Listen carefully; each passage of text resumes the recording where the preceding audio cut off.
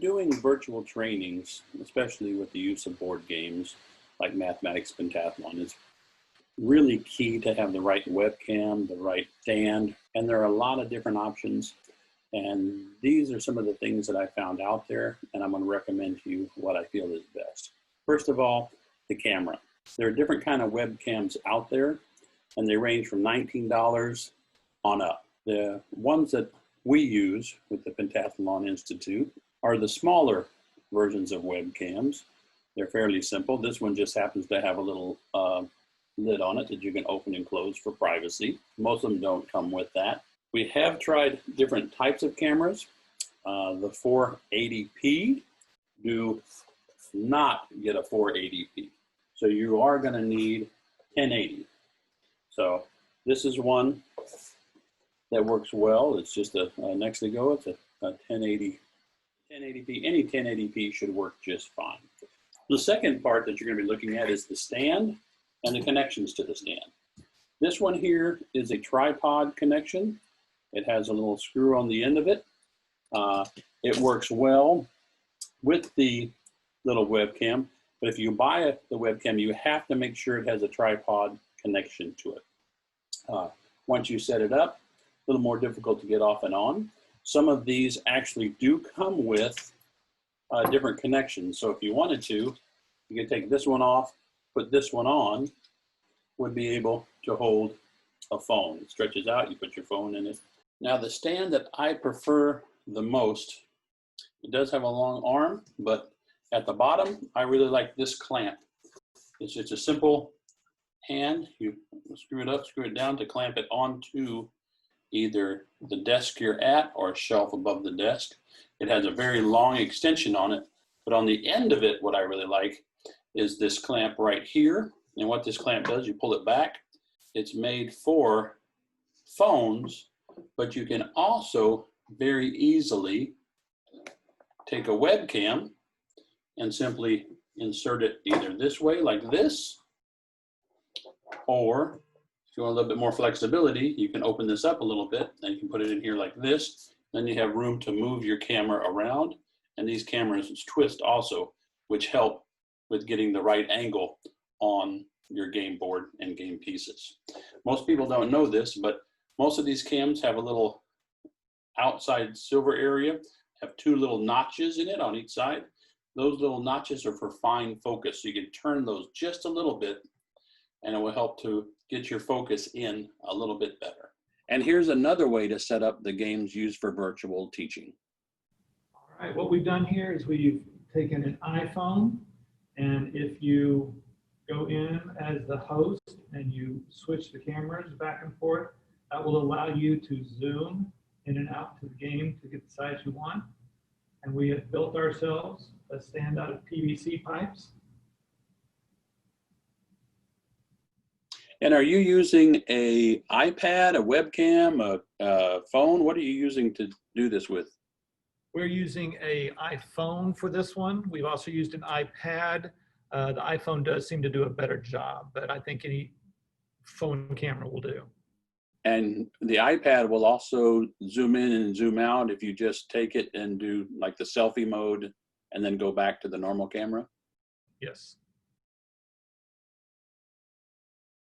So the first thing we're going to do is email the SCDs, the links for the labels, as well as the scripts, and then we'll also have them posted on our website. I'd like to welcome everybody to the Division I Kinder and First Grade Virtual Training for Experienced Coaches. Today we have with us the President of the Institute, Dr. Mary Gilfeather. We have the person that's overseeing the Austin Center down in Texas, Chris Maurer. We have the person that oversees the Austin office, Patricia Umbarger. And myself, I'm Rene LeBlanc, and I'm the Vice President of the Pentathlon Institute. Today, we're going to start sharing with you the game Kings and Quadriphages. So here is the virtual setup for Kings and Quadriphages. And what we have are coordinate labels that you can download and print and tape to your Kings and Quads board. And we have the same chips, the red and blue chips, as well as the 2 pawns. And we strongly suggest that you use the 5x5 K's and Q's board out of Adventures in Problem Solving. And we taped the coordinates 1 through 5 and A through E. We also suggest, if you've got the time, to do the 7x7 K's and Q's.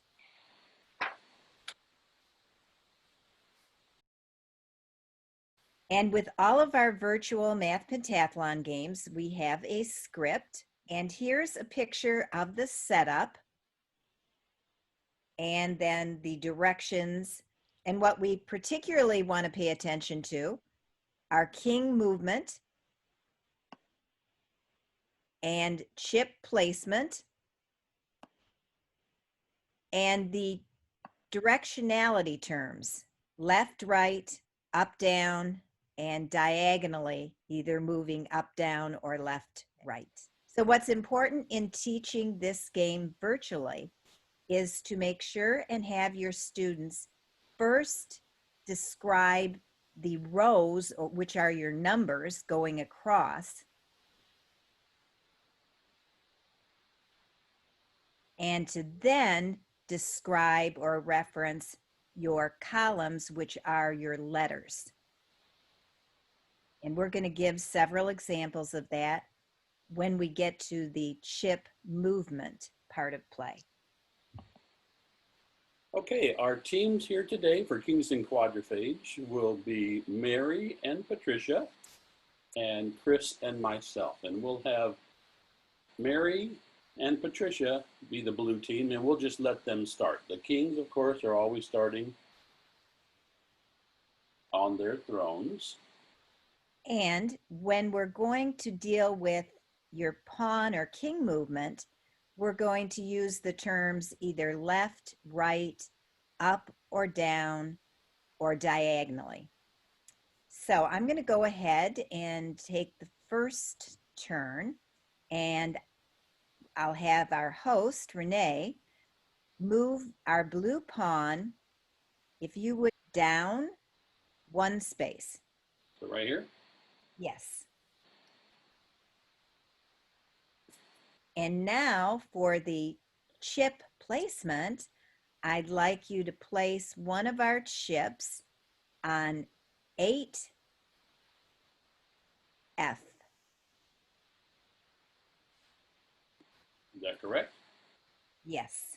Thank you. And now pass the flag card.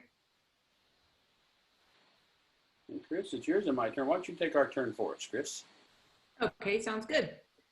Please move our red king diagonally up to the left. That's correct. And please place a chip on 3E. 3E, right there. And pass the flag card. We will move our king diagonally down, so it goes on 3D. Is that correct? Correct. And our blue chip, let's place it on 7C, please. Correct. And pass a flag card. I like the way that Patty did that. She said the coordinates, so you can either say the directionality or the coordinates that we're going to move the king. All right, Chris, I'm going to move our red king diagonally up and to the right, so right there. And I will place our red chip on 4D right there. And then I'll pass the flag card. And if you would move our blue pawn down and to the right diagonally. That's correct. And now if you would take one of our blue chips and place it on 7D.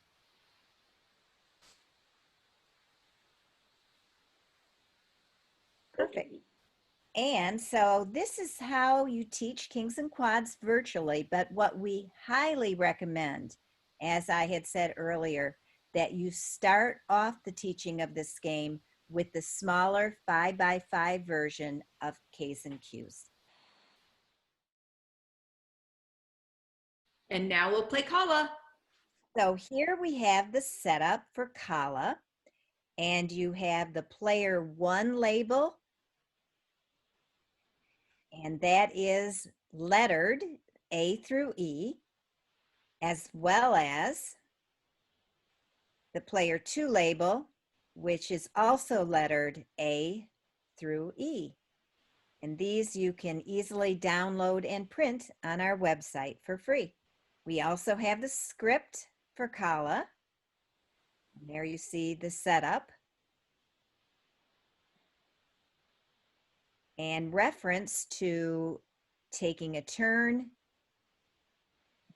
as well as free turns or captures. So in teaching Kala to your students virtually, it's going to be important to practice them describing what shields they're going to be picking their cubes up from. So that's going to be either A, B, C, D, or E.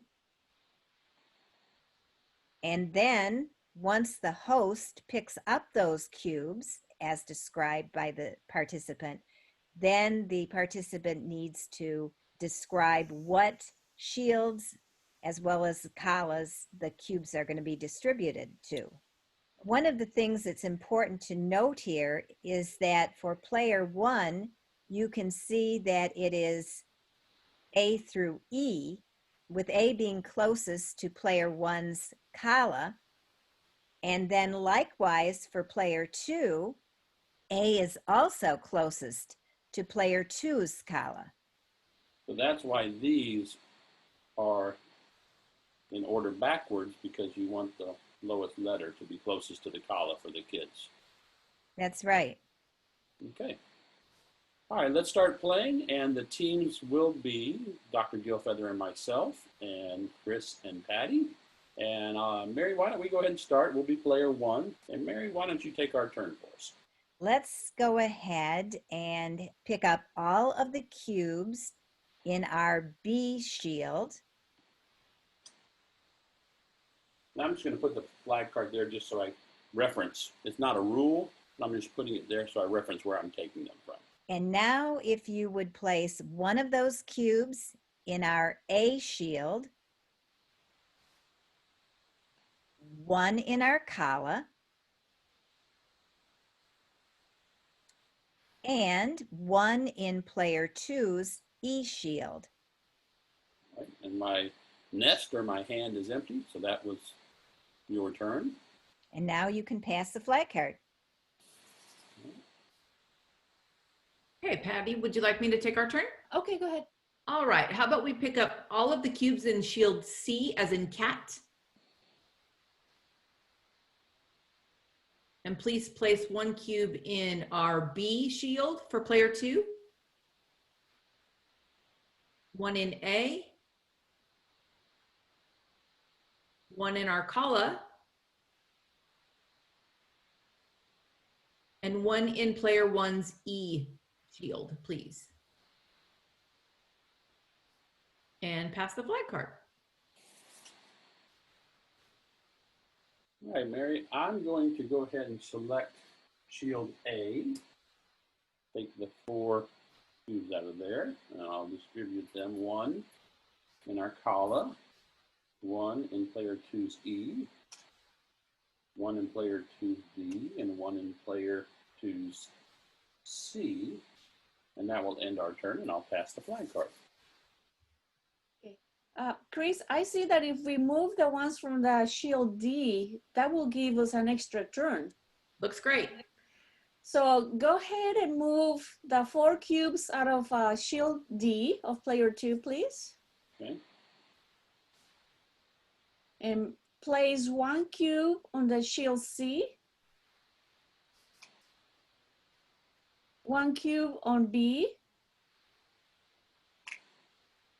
1 cube on A, and 1 cube in our column, please. Okay.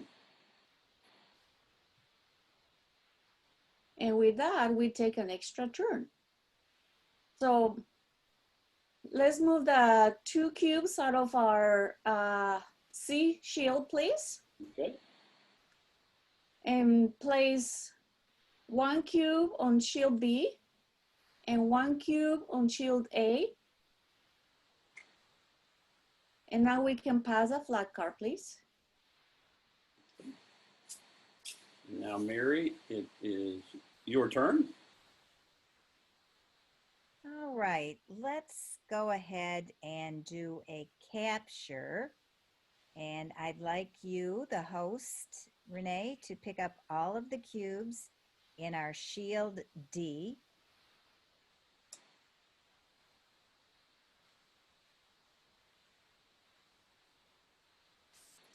And place 1 cube in C.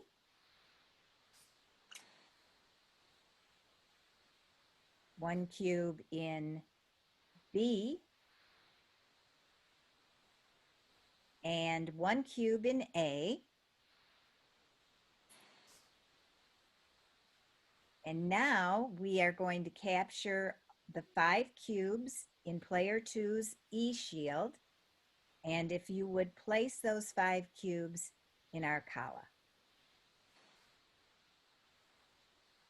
Very nice move, Mary. And then go ahead and pass the flag card. What's important in this game is when a player either makes a free turn or a capture, that they must specify to the host what actions to take. And this concludes our virtual lesson for Kala. Let's move on to Shape Up now.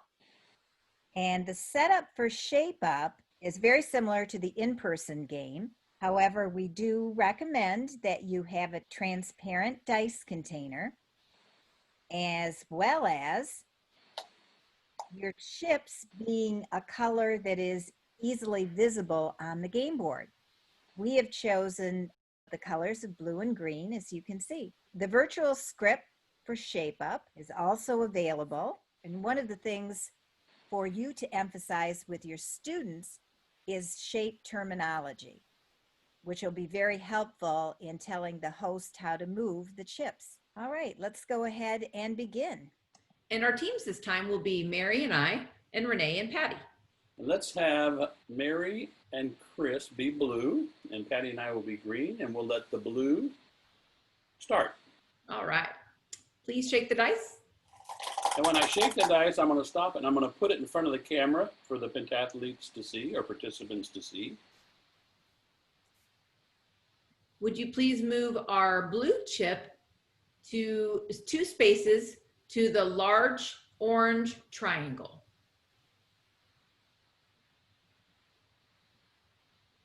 Correct. And pass the flag card. And Patty, I'll let you take our turn. Okay, let's go ahead and roll the dice. 3.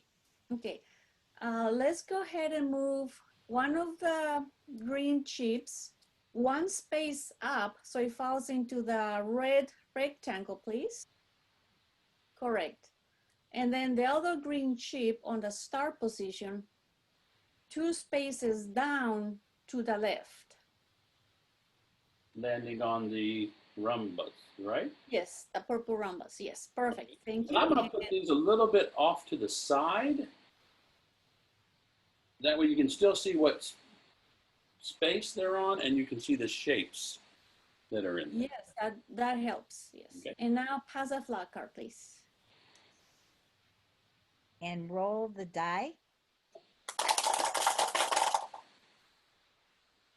A 4. Okay. If you would take the blue chip in the start space and move it down 2 spaces and to the left onto the green chip's purple rhombus. And now if you would bump that green chip back to the start space. Okay, I like that you gave me those full directions. And now if you would take our other blue chip and move it 2 spaces and to the left onto the yellow square. And go ahead and pass the flag card. Our turn. I'll go ahead and roll the dice for us. I rolled a 5. So, Patty, I think I'm going to move our green chip from the starting spaces down and to the right onto the green large square. That'll be 2 of our 5. I'm going to bump theirs back to start. That was on the yellow large square. And I still have 3 spaces to move. So I'm going to move ours, the other chip, 3 spaces to the left to the yellow square, large yellow square. And I'm going to move it off so you can see, and I'll pass the flag card to the opposite team. And roll the die, please. Okay. And we rolled a 1. So that means we move the opponent's chip. And we will move the green chip that's on the green square onto the yellow ellipse, please.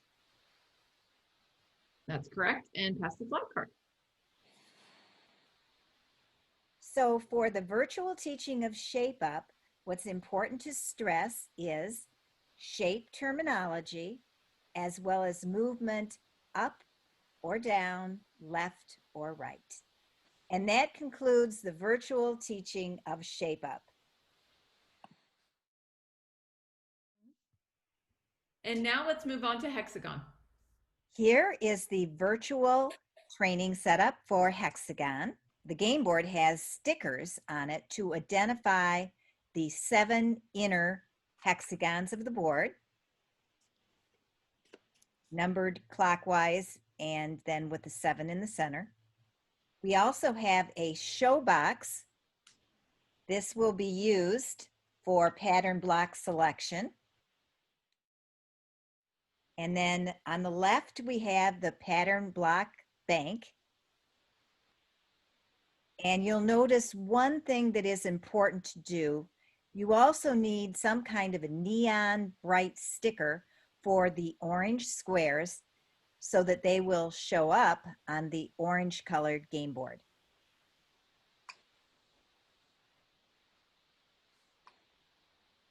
And we also have our Hexagon virtual script. So there's the setup. And what's important to pay attention here are the pattern block selection, pattern block placement, and particularly note 1, the language or terminology that the participants will use. And this also is highlighted in our Adventures in Problem Solving. We have many activities that deal with attributes of the shapes as well as naming of the shapes. Something important that I'd like to highlight is that while geometric terminology in placing the blocks can be very useful, including the names of the shapes as well as terms such as edge or vertex or side, corner, any of those terms, they make it efficient to place it exactly where the participant wants it. But there is no right or wrong here. They can use whatever terms they need to use in order to get the block where they would like it. And as the host, I'll always ask them, or did I place that correctly? And then the participant can let me know yes or no, and then I can always make adjustments before we pass the flag card. But let's divide up into teams. Patty, you and I haven't been a teammate for a while, so let you and I be teammates, and Chris and Mary will be on the other team. And I'll just pass the flag card to Chris and Mary, and it's your turn. All right, so I'm going to take our first turn, and I will choose a blue rhombus a green triangle, and a red trapezoid, please. I'm going to place those in the show box so you can verify that I selected the right thing for you. Those are correct. And I would like you to put the blue rhombus in hexagon 3. I'm going to pick the label up and put it on top so we can always see it. Okay. And the red trapezoid in hexagon 5, please. The same here. And I'd like you to place that green triangle in hexagon 3, touching a shared edge with hexagon 7, please. The green triangle sharing a common edge with hexagon 7, which is right there. That is correct. And pass the flag card. All right, Patty, now it's our turn, and why don't you go ahead and take our turn for us? Okay, sounds good. Let's get a white rhombus and a green triangle, please, into the show box. Correct. And the white rhombus, we're going to place it to the right-hand side of the number 2 hexagon. So it's between the triangle and the square. Right there, is that correct? Correct. Good. And the triangle will go above the number 6 hexagon, so it shares a common edge. So it's above the 6 hexagon and sharing a common edge with hexagon 6. Is that correct? Yes, correct. And let's pass the flag card. And I believe it's Mary's turn. Okay. If you would select an orange square, a blue rhombus, and a yellow hexagon, and place that in the show box. That is correct. What I'd like you to do is place the yellow hexagon in hexagon 1. Okay. And we always want to make sure that we keep the labels on top and so students can make reference to them during play or placement.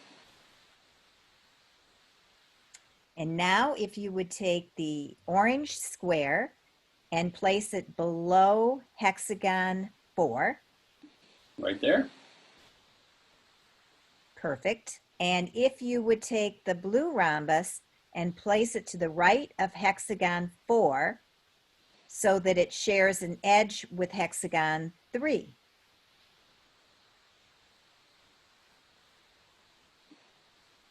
Is that correct? That is correct. And now you can pass the flag card. Okay, and I am going to select a green triangle and a red trapezoid. And I want to place the green triangle in hexagon 5 so it shares an edge with hexagon 4.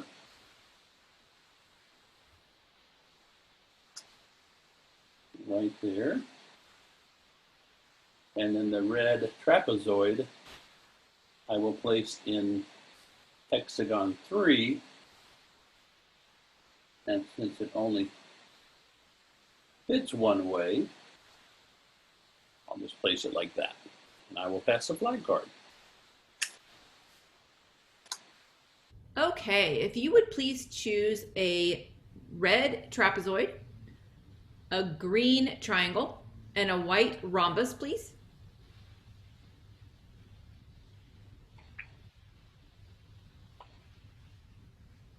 Okay, and then I'd like you to put the red trapezoid at the top of hexagon 2.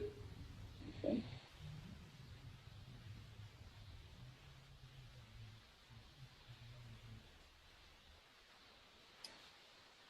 Like so. Exactly, thank you. And then I'd like you to take the green triangle, and the vertex of the triangle, I would like in the center of the bottom of that trapezoid, please. Also in Hexagon 2. Oh, okay. Like that? No, the vertex of the triangle, I'd like to be at the bottom in the middle of that trapezoid. Oh, so the...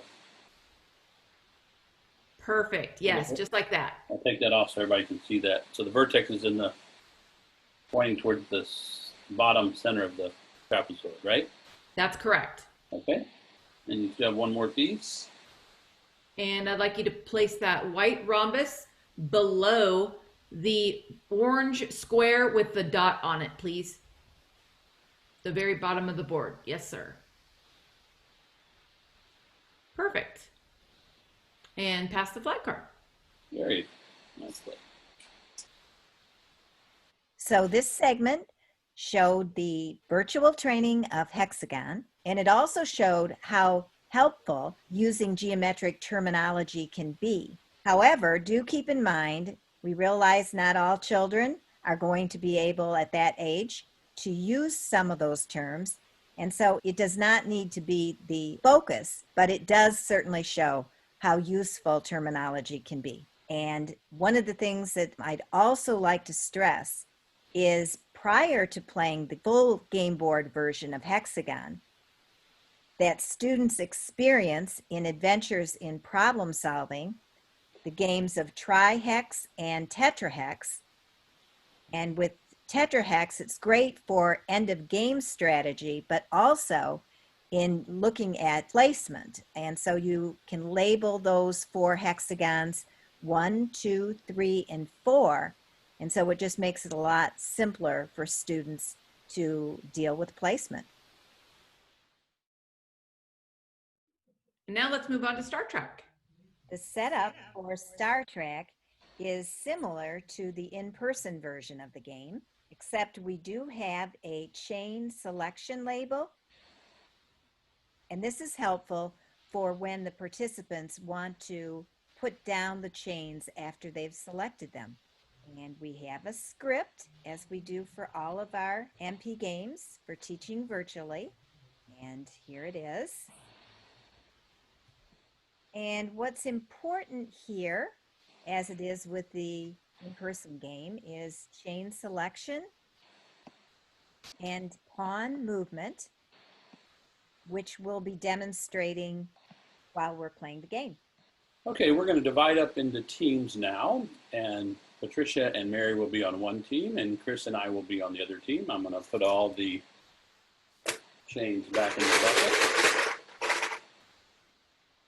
Okay, we'll have Mary and Patricia take the first turn. Would you please select 2 chains for us? And if you would place those chains under the chain selection label. Okay, and as a host, it's very important when you lay your chains out, make sure they're not bunched up so the students can actually see the links in the chain, and they can actually use their mouse or their pointer on their computer to point to each link in the chain to help them determine how long that chain is or how many links that chain is. So we have a chain that is 9 in length, and on the right, the chain is 6 in length. So let's go for selecting the chain that is 6 in length. So if you would put the 9 chain back into the bucket, put the 6 chain where it is, and I've announced 6. So now I would like you to deal with the pawn movement. And if you would take the red pawn, and if you would move it 6 spaces. 1, 2, 3, 4, 5, 6. I'm using a pointer first so the students can see where they will be end up. Now it's important here that the participant tells the host what to do when landing on a number or a numeral, a star, or if I land on the same space as my opponent, what to do in case of a bump. So in this case, I've landed on a numbered space. So I would like you to advance our red pawn 5 spaces. 1, 2, 3, 4, 5. Thank you. And now for the in-person version of Star Trek, the player passes the chain and the flag card together to end their turn. In the virtual version of Star Trek, we just ask the host to place the flag card next to the chain to end their turn. Okay, and as the blue player, I'm going to verify that that is a chain of 6, and I agree that that is 6. Would you please move that chain into the discard pile above the bucket? And now it'll be my turn. When the host passes the flag card. All right, please select 2 chains from the bucket.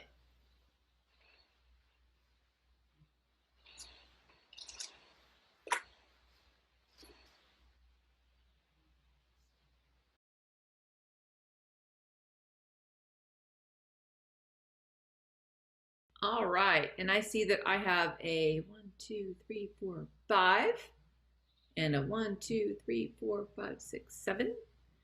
And I used my mouse pointer to count those links, and I will choose the chain of 7.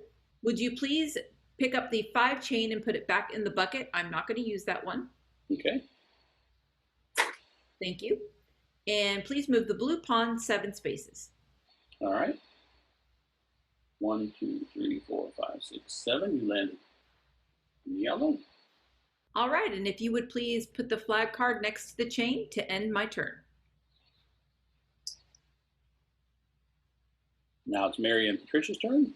Yeah, that is correct. That's 7 chain and they moved correctly. So can you please place that on the discard pile to the right? Now I'll pass the flag card to you over here. And now take 2 chains out of the bucket, please. Hey, I got 2 chains for you.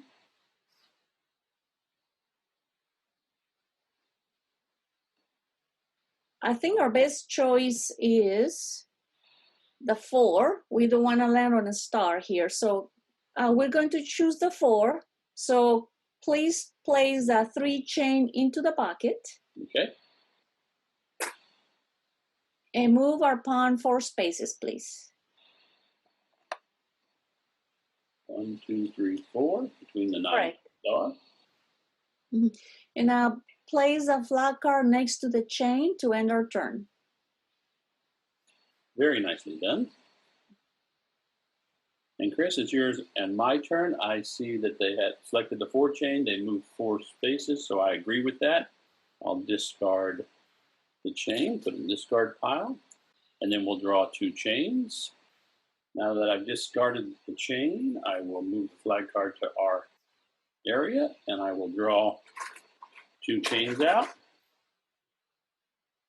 think I have 2 again. There we go. And Chris, we have a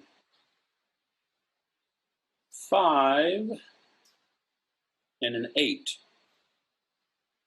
1, 2, 3, 4, 5. Or 1, 2, 3, 4, 5, 6, 7, 8. No. And I could do either one. It would be a decent move, but I'm going to go ahead and do the 8. Is that okay with you, Chris? Sounds great. Okay. So I will take the 5 chain. This might not be the best move, but I'm going to do it just for fun. I'll put that back in the bucket. I'm selecting the 8 chain, and I'll move 8. 1, 2, 3, 4, 5, 6, 7, 8. Land on the same space as my opponent, and I will bump them back 2 spaces. And then I will pass the flag card to end my turn by placing it next to the chain, and then my opponents can verify it. I agree. We can place the chain into the discard pile.